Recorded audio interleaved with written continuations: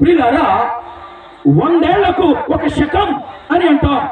యేసుక్రీస్తు ప్రభువారు శకములో పుట్టినవాడు మాత్రమే కాదు, కాలములో పుట్టినవాడు మాత్రమే కాదు, కాలాన్ని రెండుగా చీల్చినవాడు, కాలపు నడిబొట్టున కూర్చున్నవాడు. కాలాన్ని లెక్క పెట్టుకోవాలంటే క్రీస్తు ఊసును వెత్తక తప్పదు అని ప్రపంచాలు ఏకగ్రీవంగా ఆమోదించిన సందర్భం. ఈనాటికి కూడా నువ్వు ప్రత్యామ్నాయాలు ఏసంటే ఇష్టం లేక చూసుకుంటున్నా ప్రపంచమంతటా వాడుకలో ఉన్న కాల గణనము ఏంటి, ఈవేళ తారీఖు ఎంతండి అని అంటే నేను కరెక్ట్గా చెప్పాలంటే ఏం చెప్పాలి? క్రీస్తు శకము 2024 డిసెంబరు నెల 4వ తారీఖు అని చెప్పాలి. క్రీస్తు ఊసెత్తకుండా ప్రపంచము కాలాన్ని లెక్క పెట్టుకునే పరిస్థితి లేదు. కొంతమంది ఉన్మాదులు దీనిని ప్రక్కన పెట్టి వేరే కాలమానాన్ని వాడడానికి ప్రయత్నిస్తున్నారు, కానీ ప్రపంచం దాన్ని ఆమోదించలేదు.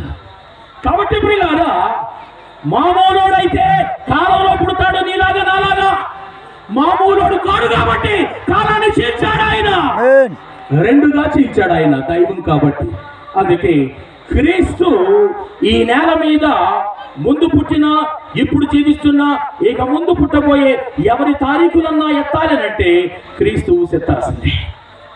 అందుకే ఆయన దేవుడై ఉంటేనే తప్ప ప్రపంచ కాల గమనాన్ని రెండుగా చీల్చి శక పురుషునిగా ఉండదగిన వాడు ఇంకొకడు లేడు. ప్రశ్న, మీరు మన హిందూ సోదరుల దగ్గరికి వెళ్ళండి, ఏమండి క్రీస్తు పూర్వము క్రీస్తు శకము అని ఉన్నట్టు పలానా పోలేరమ్మ పూర్వము పోలేరమ్మ శకము, సత్యమ్మ పూర్వము సత్యమ్మ శకము ఇలా ఎందుకు లేవండి అని అడగండి. ప్రియులారా, వారు నోరు వెళ్ళబెడతారు. కారణం ఏంటంటే ప్రపంచమంతా కూడా ఏకగ్రీవంగా యేసుక్రీస్తు చారిత్రకతను గుర్తించడం మాత్రమే కాదు, కానీ కాలాన్ని విడగొట్టి కొలుచుకోవడానికి ఒకే ఒక అర్హుడు, యోగ్యుడు ఈ యేసే అని తేల్చి చెప్పింది ప్రపంచం. ఇది మూడవది. 4వ ప్రాముఖ్యమైన విషయాన్ని మీకు జ్ఞాపకం చేస్తాను. ఇంకేంటండి, ఇంకెందుకు యేసుక్రీస్తు పండగను? ఏకైక పండగ, ప్రపంచ పండగ, విశిష్టమైన పండగ, ఈయనను పోలినవాడు లేడు, ఇలాంటి పండగ మరొకటి లేదు అనడానికి నాకున్న 4వ కారణము యేసుక్రీస్తు ప్రభావ పురుషుడు. ప్రభావ పురుషుడు. ప్రియులారా, దేవుడైతే ఆయన నేల మీదకి వస్తే ఆయన కొంత ప్రభావం చూపించాలి కదా. నువ్వు పుట్టావండి, పుట్టిన వెంటనే ప్రభావం కలుగుతుంది. మీ అమ్మకు ప్రభావం, మీ నాన్నకు ప్రభావం. ఎందుకంటే మొట్టమొదటిగా మా కొడుకు పుట్టాడండి, ఆ తర్వాత మీ బంధువులు, మాకు ఒక మా బంధువుకు కొడుకు పుట్టాడండి, ఆ తర్వాత మీ ఊరోళ్ళు, మా ఊళ్ళో ఒక ఆమె కొడుకు పుట్టాడండి. నువ్వు కనుక ఎమ్మెల్యే అయ్యావనుకో, నీ ప్రభావము ఒక నియోజకవర్గం ఉంటుంది. నువ్వు ఎంపీ అయ్యావనుకో, కొన్ని నియోజకవర్గాల మీద నీ ప్రభావం ఉంటుంది. నువ్వు మంత్రి అయ్యావనుకో, రాష్ట్రం మీద నీ ప్రభావం ఉంటుంది. నువ్వు ప్రధానమంత్రి అయ్యావనుకో, దేశం మీద ప్రభావం ఉంటుంది. మోడీ గారు పోయి ప్రక్కన బంగ్లాదేశ్ ప్రధానమంత్రి కుర్చీలో కూర్చోగలరా? కూర్చోలేరు. ఆ బంగ్లాదేశ్ ప్రధానమంత్రిగా లేదా తాత్కాలిక ప్రెసిడెంట్ గా ఉన్న యూనస్ అనే ఆయన వచ్చి మన మోడీ గారు కుర్చీలో కూర్చోగలడా? లేడు.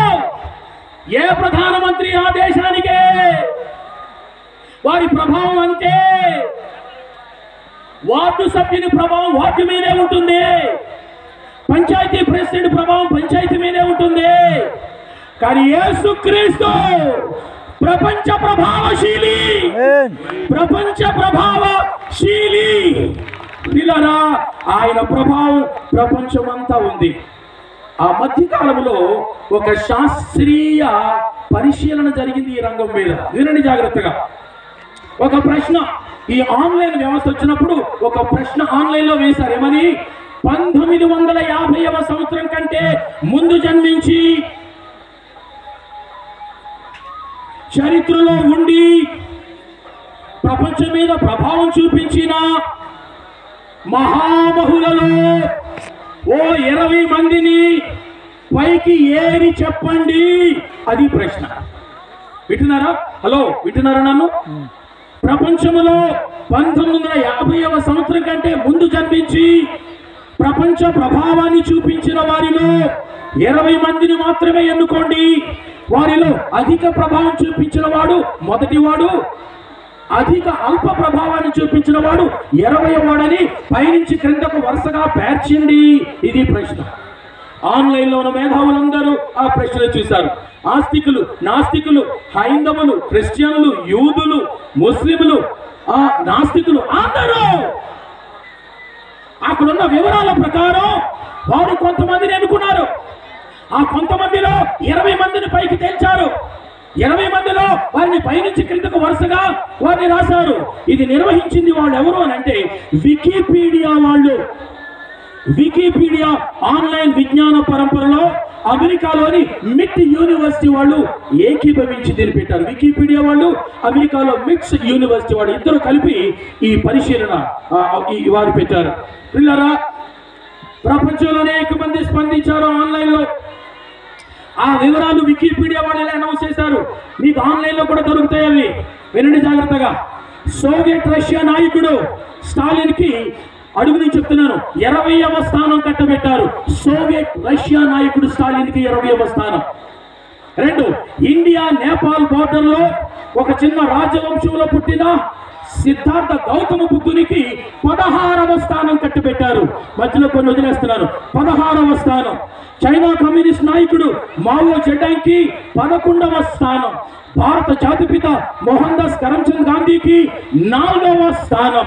బ్రిటన్ శాస్త్రవేత్త సర్ ఐజక్ న్యూటన్ కి 3వ స్థానం.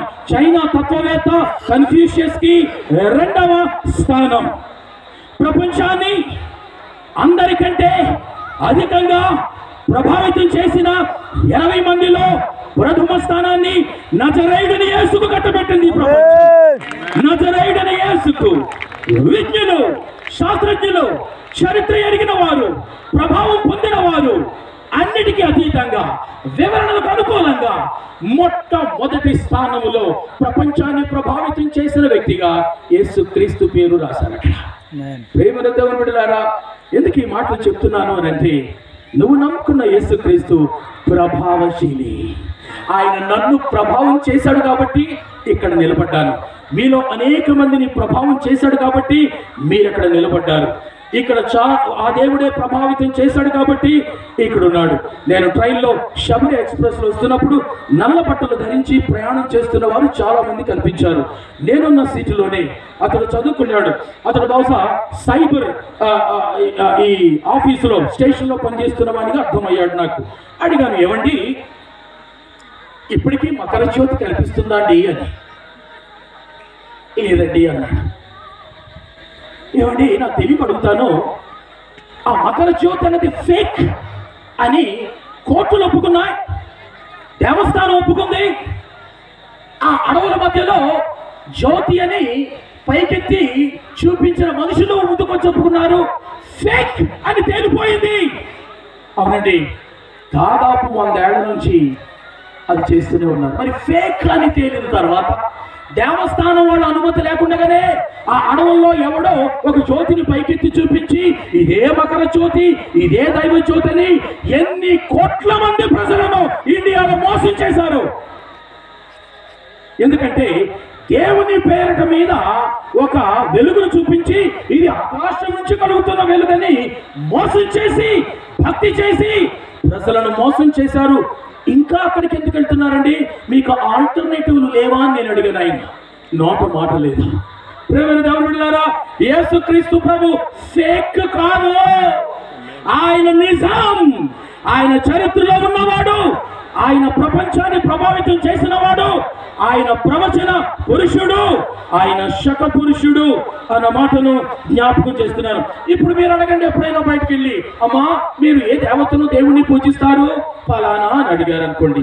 అమ్మా మీ ఫలానా అనే ఆయన లేదా ఆమె ప్రభావితం చూపించిన వారుగా ఉన్నారా? ఉంటే ప్రపంచాన్ని ప్రభావితం చూపించిన వారుగా ఉన్నారా? మీ దేవత పేరు ప్రపంచంలో ఏ మూలకెళ్ళినా పలికితే వారు మాకు తెలుసు అని అంటారా అని అడిగి చూడండి.